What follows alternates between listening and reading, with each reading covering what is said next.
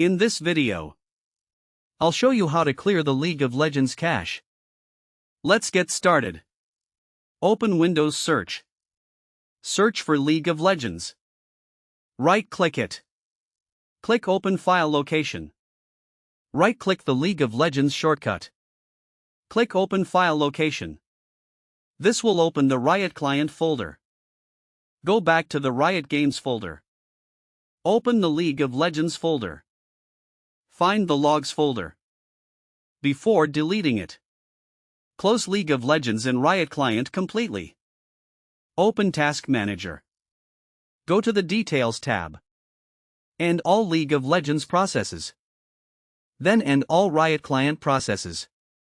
Go back to the League of Legends folder. Right-click the Logs folder. Click Delete. Empty your recycle bin. The Logs folder only contains temporary log files. Deleting it is completely safe.